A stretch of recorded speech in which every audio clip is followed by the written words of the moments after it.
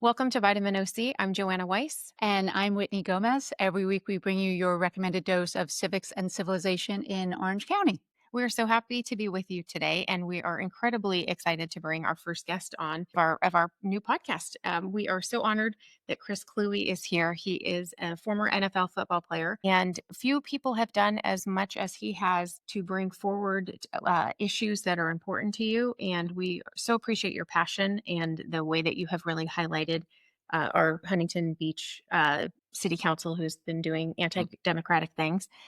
We first met several years ago when Mike Pence was in town for a fundraising trip. And I remember we met because we were protesting his anti-reproductive choice and his anti-LGBTQ stances. And so great to see you again. And we're really honored to have you. Yeah, thank you for having me on. I'm really looking forward to it. Before we get into all of your activism, I want to establish you as an athlete locally. You played for Los Alamitos. Yep. You were an All-American punter. Yep. And then you went on to play for the Bruins. Yep. Full ride scholarship.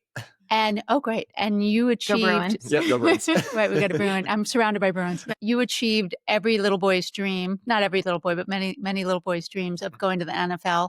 And you were very loyal. You stayed with the Vikings for, I think... 8 years, 2005 to 2012. And I want to start with just a story that I read about you that I thought was so endearing, and kind of, without even meeting you, gave me a picture of who you are. And that is when Donovan McNabb came to the Vikings from the Eagles and he wanted your number. Yep. Tell us what you traded for your number. Yeah. So when Donovan came to the team, he had worn number 5 his entire career. And that was the number that I wore with the Vikings. And so I was pretty sure that he was going to ask me, to trade for his number. Normally when guys trade numbers, you pay the other guy for it. So, you either buy him a new car or you send him on vacation or something, like, depending on how much money you have, what position you play. And I was like, well, I want to do something a little bit different. So I was like, okay, Donovan, you can have my number, but you have to donate $5,000 to the charity that I was working with, which was for muscular dystrophy.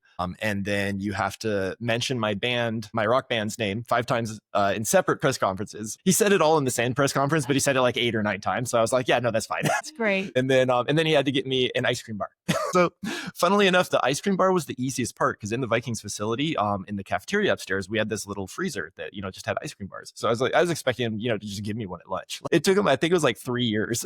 Oh my goodness. Come on, Donovan. Right. And eventually, like, I remember, because I was at it was a Fox Sports thing where they had me on for an interview, and Donovan was one of the hosts. And I'm like, dude, can you sound like an intern or someone to just go grab me an ice cream bar so that way I can tell people, because they keep asking me on social media, hey, has Donovan gotten you your ice cream bar? Oh, that's so funny. Yeah. So it was pretty good. And then I decided that I would take number 4 as my New Jersey number. So that way, in case Brett Favre came back, I could sell him the number. Great thinking. Yep. Really is smart. Yeah. You got to plan ahead. That's great. So love that. And I love the background. You've always been thinking of other people.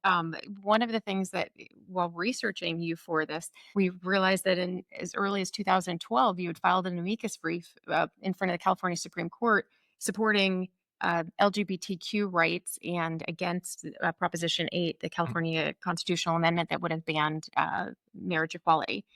What led you to that issue? And can you talk a little bit about that time? Yeah. So during 2012, that was Minnesota was attempting to pass their own version of the same-sex marriage ban, which would have made a constitutional amendment banning same-sex marriage. And at the time, a group called Minnesotans for Marriage Equality had approached me because they'd seen my Twitter feed, and they're like, hey, we think, you might be interested in this. We think you might help out.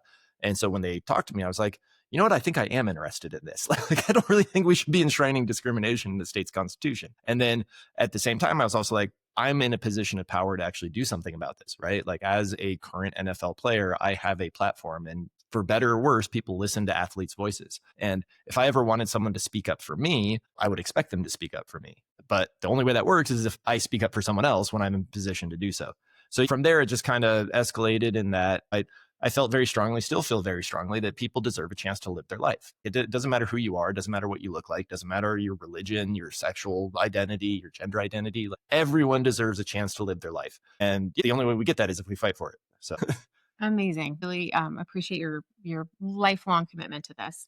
Well, and the other thing I tell people is, like, you can also approach that as a purely selfish point of view. When you protect other people, you are protecting yourself, because that makes it so if the government decides to come after a group, if it happens to be your group, everyone else will say, no, that's not okay. You can't do that. So yeah, I would like you to care for other people because empathy is good. but if you do need just a purely selfish reason, protect yourself. Go help other people. It is pretty altruistic in your case though, because I don't think they're coming after the former football player Yeah. and fell like you're pretty safe. So it really is. The tall straight white dude is probably last on the list. That's but the thing is, fascism, that's how it works. They will get to you eventually. They will work their way down the list until eventually they have gotten to everyone. And I have no doubts that by speaking up for equality and LGBTQ rights, that I am somewhere on that list. This is true. Exactly. So, it may be right yeah. because you've used your power to do that, your privilege. You have become a target. Well, you've become a target perhaps, but you've also gotten really good press. And I saw you on CNN the evening of your arrest at the Huntington Beach meeting. And I don't know if you saw the New Yorker article that mentioned you. Let me quote this directly, because this came out maybe a week or two after your arrest. And they said about you, fueled by these followers' chaotic energy, we would run for office in the midterm elections and ride the momentum into the 2028 presidential race. The president might be a little quick. And I thought, wow, at that time, so little was going on. So few people were standing up, and you were out in front on this. So will you talk to us about the Huntington Beach City Council meeting and what happened when you were arrested? Yeah, for sure. Yeah. So for those who don't know, I was arrested for protesting a MAGA plaque the Huntington Beach City Council wants to install on our public library. They passed it in the city council meeting. It still hasn't been installed yet. I don't know if they are going to install it, especially because we just beat them on the ballot initiatives protecting our library. But in terms of what was happening, so this took place in February.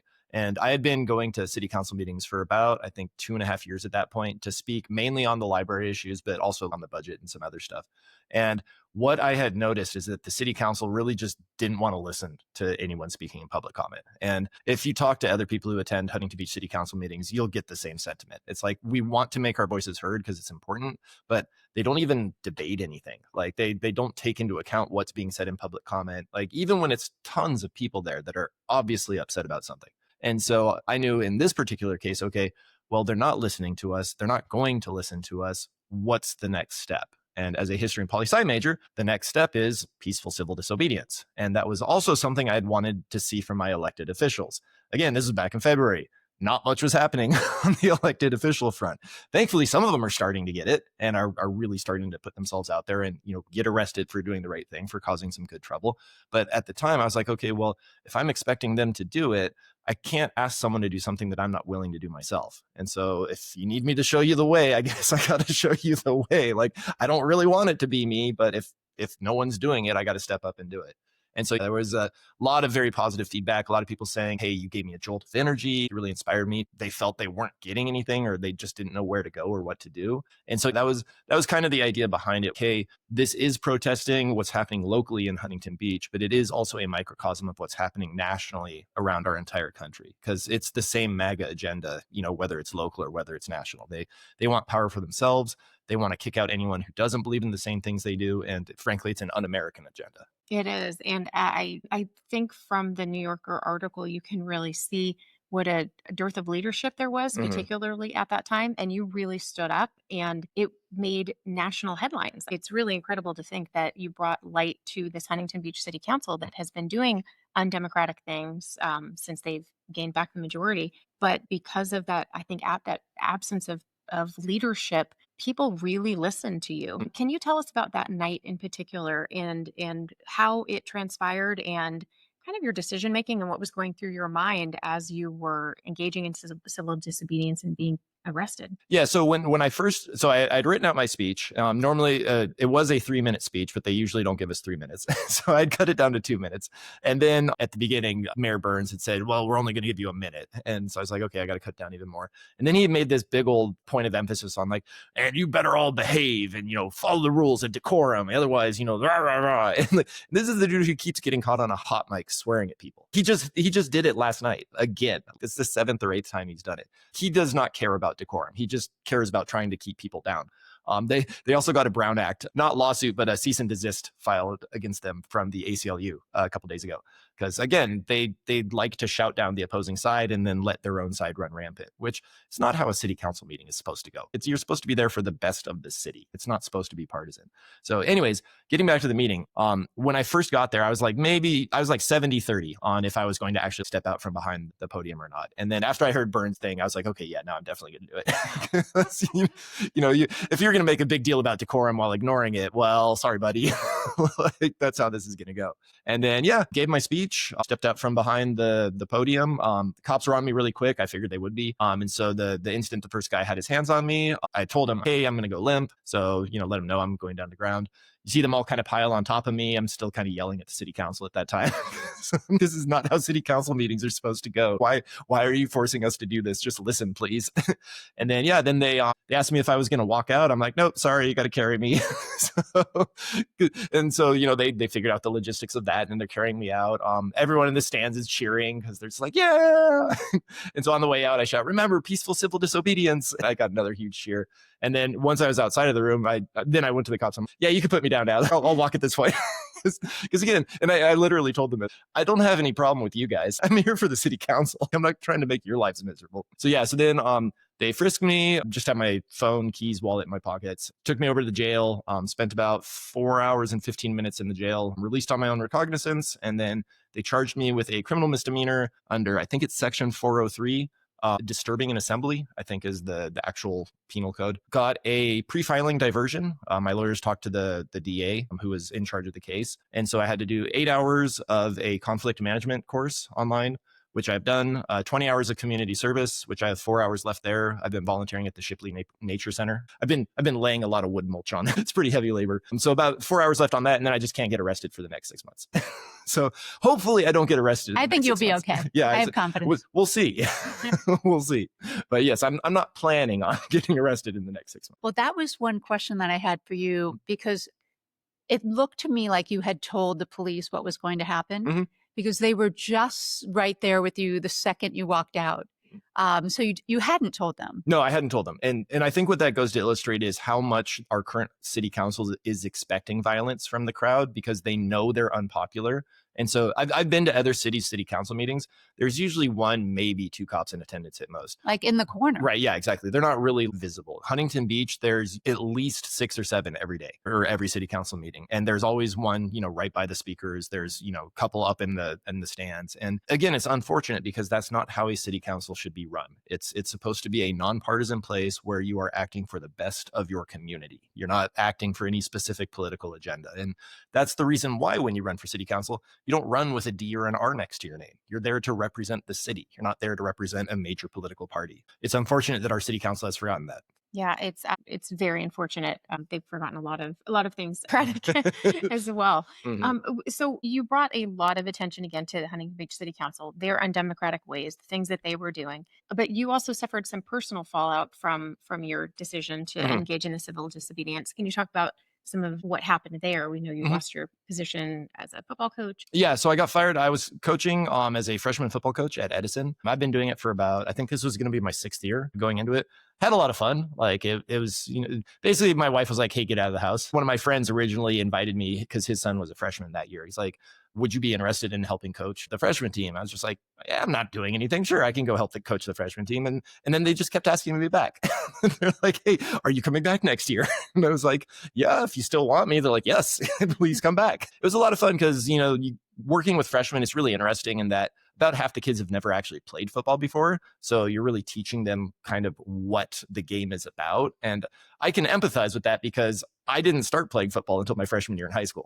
Like I played soccer and baseball growing up. So when I first started playing football, I had no idea what was going on. And so a lot of these other kids are like that. But that doesn't necessarily mean they're going to be bad football players. It just means they have to learn. And so as coaches, you got to teach them. And it was great where at the end of the year, you see it finally start to click where the kids are, they're recognizing what they're supposed to do. They're moving with more confidence.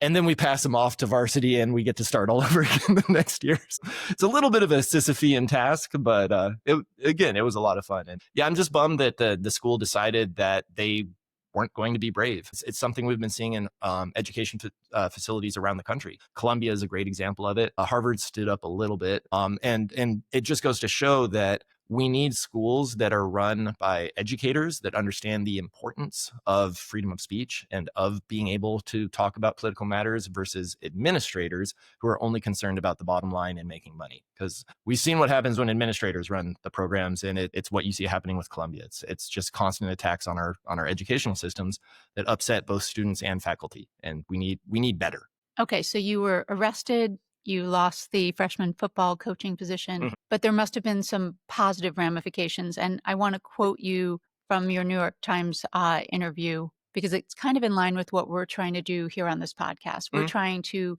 provide examples for people like you who are standing up for democracy, human rights, just literally right versus wrong. Let me just quote you. So you said to the New York Times about your arrest, it was done so that people who are watching and people who will watch understand that this is important enough to get arrested for, that it's important to stand up and speak truth to power and to do so in a way that other people can emulate. And you've certainly embodied that.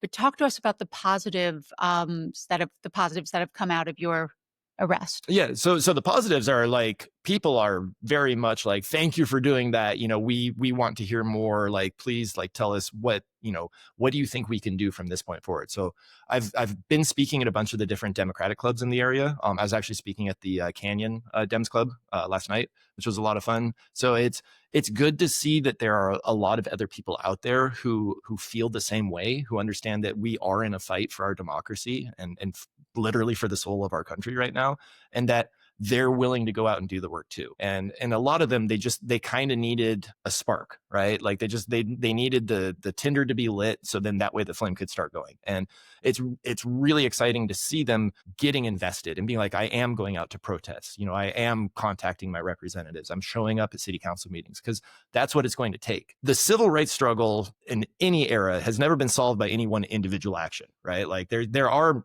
things that are momentous, that can change the course of events, but there's never any one single action that solves everything. It takes everyone acting in concert. It takes collectivism. And so that's what more and more people are starting to understand. And that's how we're going to get ourselves out of this situation is, we just all have to come together. And we have to show this administration that you are hugely unpopular. You don't speak for the will of the American people, and you need to stop what you're doing. Otherwise, we're going to have to keep escalating in terms of our peaceful civil disobedience. Because right now, it's marches in the street, right? The recent 50501 rallies, the No Kings Day, I think it was like 6 or 7 million people like across the nation on the streets. That is a massive amount of protesters. The next step after that is a general strike. So if this administration keeps going, it's like, okay, well, sorry, we're just going to shut the country down. Have fun. Like no one's going to show up to work, and like that's really not good. But it's better than the alternatives, because the alternatives we're facing are masked secret agents kidnapping people, including U.S. citizens, off the street in broad daylight.